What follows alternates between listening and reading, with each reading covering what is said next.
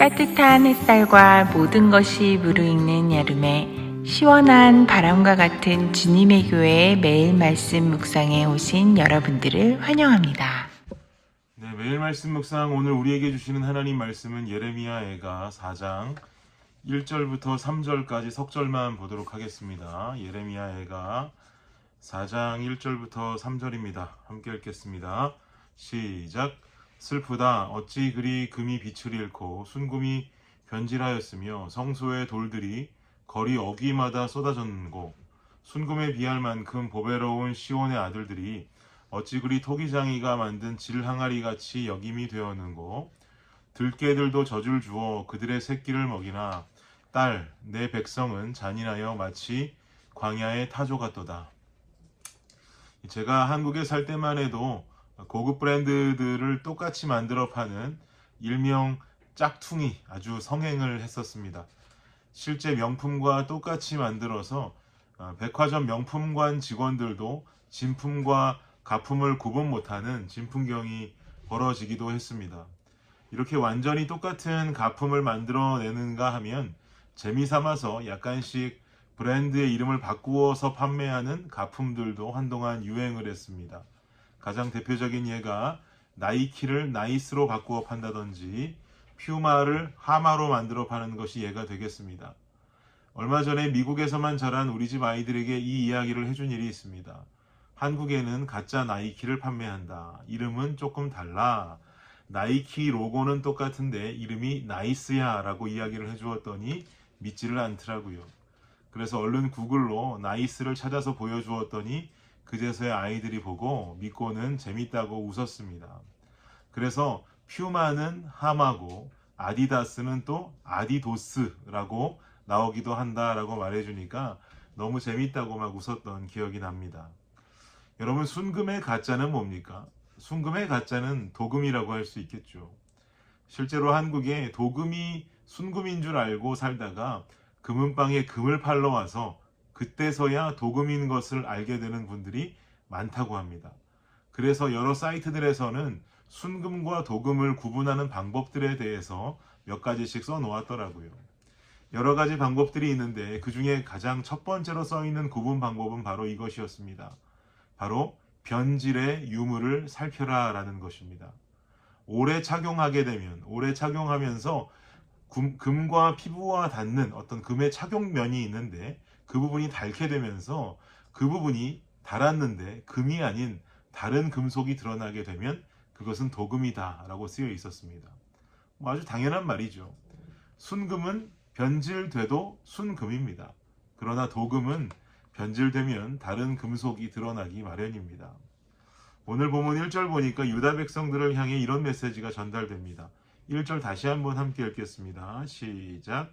슬프다. 어찌 그리 금이 빛을 잃고 순금이 변질하였으며 성소의 돌들이 거리 어귀마다 쏟아졌는고. 순금이 어떻게 되었다고요? 변질되었답니다. 말도 안 되는 일이죠. 순금은 변질될 수가 없습니다. 그러나 유다 백성이라고 하는 하나님으로부터 선택받은 백성들, 아무 공로 없이 선택받아서 순금과 같이 살아야 하는 백성들이 변질되었다는 말이죠. 즉 진짜로 살아야만 하는 이들이 알고 보니 가짜로 살았다라는 말씀이 전해지는 것입니다. 이어지는 2절도 보겠습니다. 다시 한번 읽겠습니다. 시작. 순금에 비할 만큼 보배로운 시온의 아들들이 어찌 그리 토기장이가 만든 지랑아리 같이 여김이 되었는고. 순금에 비할 만큼이나 보배롭던 유다 백성들이 토기장이가 만든 지랑아리 같이 되었다. 이런 질그릇은요, 당시 팔레스타인 지역에는 돌멩이보다 많았다고 합니다. 순금은 귀하지만 질그릇은 돌멩이보다 많습니다. 흔합니다. 역시나 귀했던 하나님의 백성들이 질그릇처럼 흔한 존재가 되었다는 말씀이죠. 이렇게 유다 백성들이 하나님께 책망받고 있는 이유는 무엇입니까? 바로 그들이 지은 죄악 때문입니다. 하나님께 불순종하면서 우상을 섬긴 그들의 죄악 때문에 이런 책망을 듣고 있는 것이죠. 심지어 6절을 보니까 유다 백성들을 향해서 이렇게까지 말씀합니다. 6절도 우리 함께 읽겠습니다. 시작. 전에 소돔이 사람의 손을 대지 아니하였는데도 순식간에 무너지더니 이제는 딸 내 백성의 죄가 소돔의 죄악보다 무겁도다. 유다 백성들의 죄악이 소돔의 죄악보다 무겁다. 하나님께서 불로 심판을 내리셨던 그 소돔을 일컫고 있는 것이죠. 이런 이방 민족들의 죄보다도 더 무거운 죄를 지었다고 말씀합니다. 이것은 당연합니다. 남의 자식은 자동차를 훔쳤다고 해도 눈 하나 깜빡할 일이 없지만 내 자식은 슈퍼에서 캔디 하나만 훔쳐도 호되게 야단치는 것이 부모의 마음이죠. 하나님께서 유다 백성들의 우상 숭배와 불순종의 죄악들을 통해서 이렇게 진노하시는 이유도 마찬가지 아니겠습니까? 왜 그렇습니까? 그 백성을 너무 사랑했기 때문입니다. 내 사랑하는 백성들이었기 때문이죠. 어느 정도로 사랑했습니까? 순금과도 같았던 아들이고 순금과도 같았던 딸들이었습니다. 그만큼 고귀했고요. 그만큼 가치 있는 사랑스러운 자녀들이었습니다. 그렇다면 여러분, 오늘을 사는 우리는 어떻습니까? 우리 또한 하나님 사랑하시는 백성임이 틀림없습니다. 왜 그럴까요? 하나님께서 우리를 사랑하시지 않았다면 예수님의 초림, 십자가의 죽음과도 같은 이야기들은 전혀 가치 없는 이야기가 되고 말겠죠. 우리는 그야말로 예수님의 피값 주고 사신, 피값 주고 구원받은 순금 이상의 가치를 가진 자들인 줄을 믿습니다. 그러면 우리가 슈퍼에서 캔디 하나 슬쩍 집어가는 죄악에도 하나님께서는 마음 아파하시고 슬퍼하시는 것이죠. 우리는 그것을 반드시 기억해야 합니다. 인간은 연약한 존재이기 때문에 죄 앞에 넘어지고 패배하는 일상을 살아가기가 너무 쉬운 존재들입니다. 그러나 우리 하나님이 위대하신 것은 이미 우리의 그런 연약함을 잘 알고 계셨다라는 사실이죠. 그리고 우리의 연약함을 알고 계시기에 우리에게 이미 성령을 선물로 주셨고 하나님과 함께 살아갈 것을 명하셨습니다. 사랑하는 성도 여러분, 예수님 피값 주고 피값으로 구원받은 우리가 쓰러지면, 우리가 자빠지면 하나님은 더욱 마음 아파하십니다.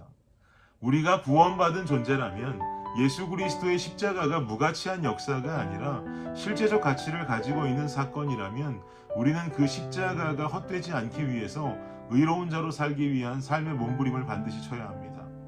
그 몸부림은요, 홀로 외롭게 치는 것이 아닙니다.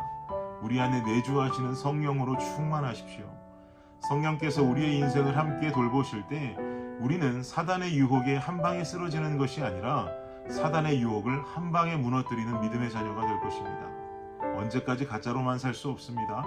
이제는 진짜로 도금이 아니라 순금으로 이 세상을 승리하며 살아가시는 저와 여러분 되시기를 예수님 이름으로 축복합니다. 기도하겠습니다. 하나님 감사합니다. 더 이상 도금으로 살지 않기 원합니다. 주님 사랑하시고 아끼셨던 순금과도 같은 자로 살기 원합니다. 예수님 피값 주고 구원받은 우리들, 하나님 그에 걸맞는 삶 살아갈 수 있도록 하여 주시옵소서. 사단의 유혹에 한 방에 넘어지는 것이 아니라 아무리 어떤 유혹이 온다 해도 그 유혹을 한 방에 무너뜨릴 수 있는 믿음의 용사들이 되게 하여 주시옵소서. 예수님의 이름으로 기도드립니다. 아멘. 네, 수요일의 기도 제목으로 기도하겠습니다. 첫 번째, 교육부 및 청년 사역을 위해서 기도해 주십시오. 영아, 유아, 초등, 중고등부 교회 학교를 통해 어릴 때부터 복음을 만날 수 있도록, 대학부 청년부 EM 사역을 통해서 영적 부흥이 일어나도록. 두 번째는요, 구역 예배 위해서 기도해 주십시오. 구역장들이 예배를 성령 충만함으로 인도하도록, 구역장들이 섬김을 통해 각 개인이 은혜와 복을 받도록 기도해 주시기 바랍니다. 마지막으로 선교사님들을 위해서 기도하실 때 네팔의 윤성철 선교사님, 터키의 하상욱 선교사님, 캄보디아의 빈태국 선교사님의 사역을 위해서 함께 기도해 주시기를 바랍니다. 기도합니다.